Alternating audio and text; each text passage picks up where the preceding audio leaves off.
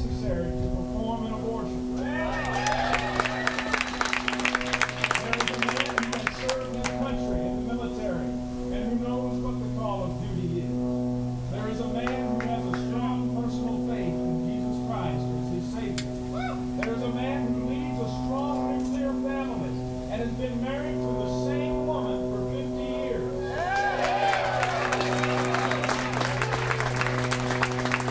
There is a man who has handed over 4,000 babies to other families through his medical practice. There is a man who has always put America first. There is a man who places his loyalty to the Constitution and we the people before buyouts and favors. There is a man who is dedicated to protecting the rights of we the people. This man is Ron Paul.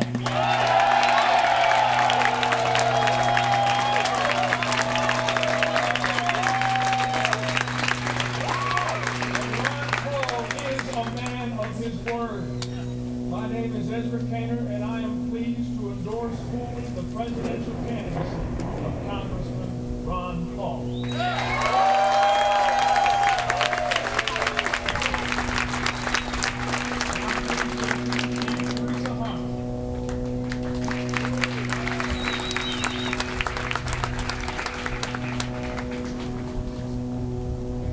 Hello, first off, thank everyone for coming and for supporting my favorite presidential candidate, Ron Paul. My name is Teresa Harmon, and 7 years ago, I helped found the Tennessee statewide anti-illegal immigration reform group. We've been fighting now for 6.5 years, almost 7, to stop our state from giving those who are illegally within our nation driver's licenses. A battle finally won. And after much talking and debating, I guess, between our main founding group over the last week, we have decided to officially endorse Ron Paul for president.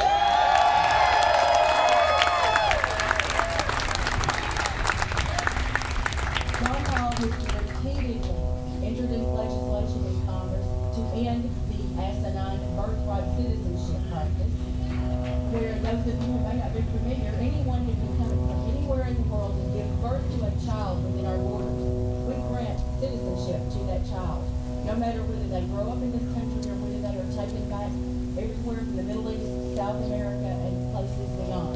That child is a U.S. citizen and can then come back into this country at will, whether they wish as con or foul. This practice must be stopped, and Dr. Paul is the only one that's been willing to address it.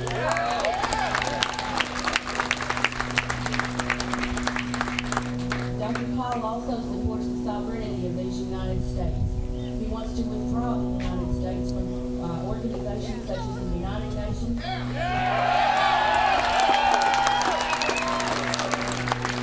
trade agreements such as the NAFTA, and the Security and Prosperity Agreement that's been talked about between President Bush, Martin of Canada, and Vicente Fox of Mexico. We feel that Dr. Paul is definitely on the side of the American citizen in this,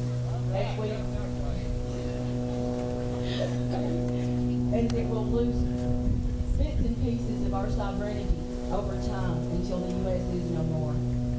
Therefore, we are proud at Tennesseans for Responsible Immigration Policies to give our official endorsement to the only man we feel is running for president during this election cycle that will stand up for the American people instead of special interests and foreign powers.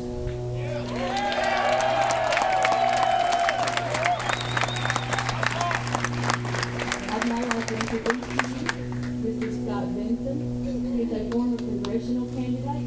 He is a graduate of the Air Force Academy and is currently an airline pilot with Northwest Airlines. Scott? Wow, what a great turnout. Boy, about 500 people here.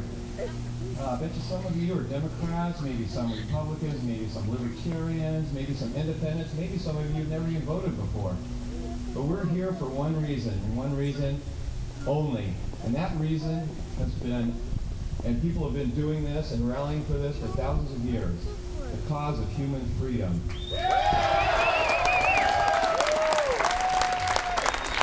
And we're winning. I want the media to understand this. We came in second place in Nevada, in the Nevada primary. Last week we came in second in the Louisiana caucuses. We've beaten the anointed media frontrunner last summer, Rudy Giuliani, in 4 or 5 primaries.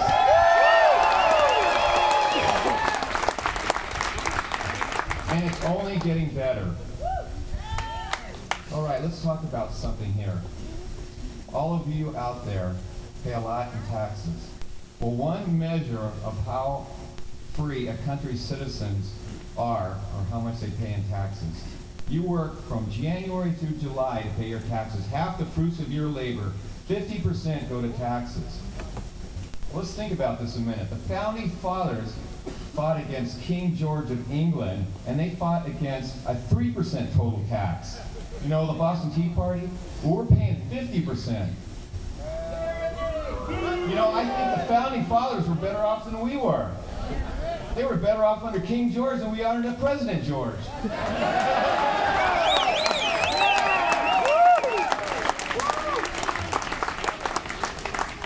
Let's talk about taxes a minute. Let's see, we pay a national income tax, right?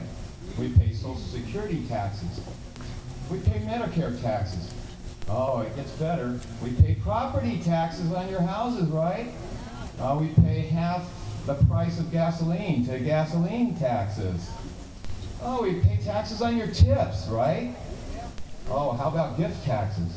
And if you're lucky enough to make any money in the stock market, you get to pay capital gains taxes and taxes on your dividends. And taxes on your checking account, your savings account.